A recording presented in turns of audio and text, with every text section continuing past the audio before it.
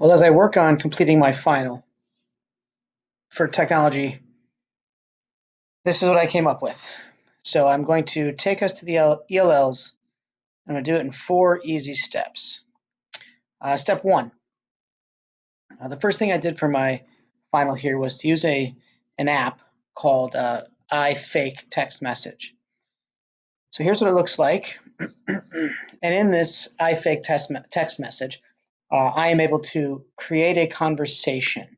So if I wanted to talk with Jimmy, I could just talk to Jimmy.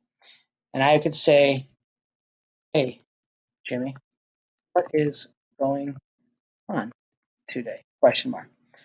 And I click here and I add a response. And I can make a response blue because we all have iPhones, so we want to be sure it is an iMessage. And then Jimmy could respond.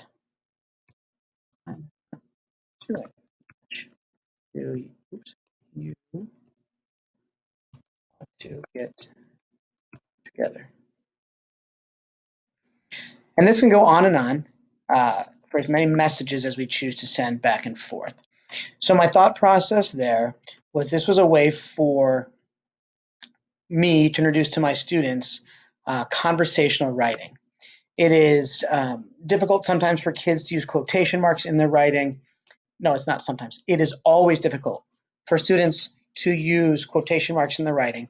So I wanted to give them an opportunity to do that in a way where, as we message back and forth with each other, we are showing the conversation. We would then go in later and take that conversational text message and create a conversation between those two people that shows quotation marks in their writing. Pros of this, it was engaging for the students. It shows that back and forth conversation really well and introduces conversational writing and language. Some cons, this may promote some texting language and improper punctuation. It also doesn't show quotation marks, and it really only works well for a 2-person conversation.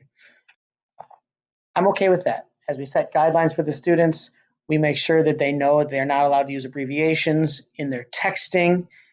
And then we also want to make sure they use appropriate punctuation. To combat that in class, I tried really hard to model it for the kids over and over again. Where did that line up with the WIDA standards? So I linked in here really quick, just those WIDA can-do descriptors. I was focusing on grades 4 and 5 down here as a PDF. There's no need to show that right now, but that's where I was with it. And I looked at the 4s and 5s in writing, and 4 was recount by relating a sequence of events using transitional words, phrases, and clauses. And then a 5 would be to recount by producing content-related reports, creating narratives that connect personal experiences and content. And I think we can do both of those or accomplish both of those standards in this conversational writing. For years and years and years, I would just push away from my students and say, you know what, let's just talk in the third person out here and not actually have the conversation taking place with quotation marks. But this gives us a chance to introduce those quotation marks to their writing and allow them to become better writers. Challenges. 1, keeping kids on task with tech is always a challenge. And then the idea of avoiding text language and punctuation, and then encouraging descriptive and in-depth vocabulary. So sometimes kids want to take the easy way out. So first of all, to keep them on task, we just set very clear parameters and expectations and did a lot of modeling of what was expected of them. And then for challenge 2 and 3, we had examples and word banks for them. Giving the students word banks makes it very easy for them to choose that more descriptive language. Giving them full words and not abbreviations used in texting is a good reminder to help them that they want to continue to use full words and quality language. Step 2, as we move into step 2, Piktochart. I'm creating this presentation with Piktochart. It is just another presentation tool. I had my kids try it, and now I'm giving you this example. So here's the example right here in our presentation.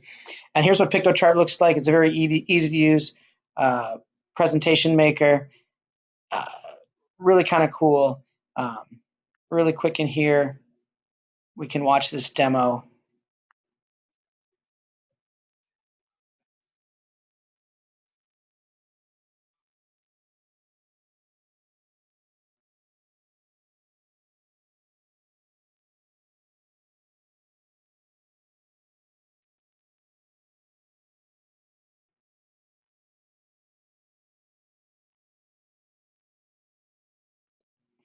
I think that's enough, but at least it gives you a little heads up of what I used and why I chose to use it with the kids.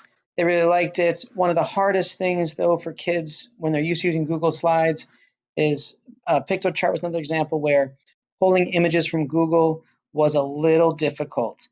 So they didn't always like that complexity of getting images to their slides. It's okay. You know, as far as ELLs go, my class is 23 students. Half of them attend ELL. So actually, I send 11 to ELL for an hour a day for extra services. And of the other half or so that I keep, the 12 that I keep, only 5 of them are native English speakers. So my whole class is really full of ELLs. This works well for them. I like that presentations are an opportunity for them to use less words and more visuals. I think that helps with ELLs as well. I'm not looking for a super wordy presentation. And like it says at the bottom, I should take my own advice because that slide is full of words. For step 3 of our final presentation, we were supposed to observe another teacher using something in tech related. So I watched my ELL teacher use Plickers. And Plickers is a really cool game. Here's the link. I'll show it to you guys really quick. Here's the website for it. And Plickers just makes it really easy to use. That's a kind of a bad picture. QR codes, basically. Like, here we go. Use these codes that have the right or wrong answers on them. Oh my goodness. How great is that to free students up from being nervous or being scared or being embarrassed of not knowing the right answer? Just holding up that code allows them to not worry that everyone else is looking at them and saying, oh, they don't know the right answer, or I can't believe they don't know the right answer. So it gives them the freedom to be bold in their answering. So she did this with the 2nd grade class. There's an opportunity to give them a check on oral comprehension strategies. And again, I just said, if you want to check out that link above, feel free to do so. It's a great opportunity to participate and not be judged, which is awesome. So those are the first 3 steps of this, final presentation. And the last one I looked at, the last thing I wanted to do was Seesaw. Let me first just highlight some pros and cons here of Seesaw. Some pros of Seesaw would be many opportunities for reflecting and sharing, learning using academic language. And it's such a huge key these days to use academic language with our students. I do believe that we want to encourage and get away from the conversational language and the non-academic language and really start to focus with the kids at school on that academic language. And Seesaw allows us to do that. And then second, we can share activities with students to complete within the app itself. But like everything, not everything is perfect. So some cons. Limited typing skills are going to really slow you down when it comes to answering or reflecting using typing. Now, that's not the only way to reflect in Seesaw, which is great. They've got some other options for drawing or writing some stuff in. But again, difficult with limited typing skills or limited technology skills would definitely slow that down. My school for sure has families that are do not have Wi-Fi access at home. There's not a ton of money there, so they struggle from time to time, month to month even. So if students or families don't have Wi-Fi or internet access at home, it's hard to use technology that's based on that. And then I also am worried that this could become just a replacement for paper and pencil. I don't want that. I want this to become an avenue for deeper level thinking. So I got to be sure that we use it well that way. And to be fair and honest, I need to show you that this step 4 did not link well, but here it is here. Just quickly in my final time here, I just want to show that we've got some goals to sketch. Beginning of the year, we can look at classmate compliments as a way to get to know our classmates better. And then describing ourselves well, that'd be a great back to school activity. So when I look at those things, I just really love the idea of journaling and that. Thank you very much.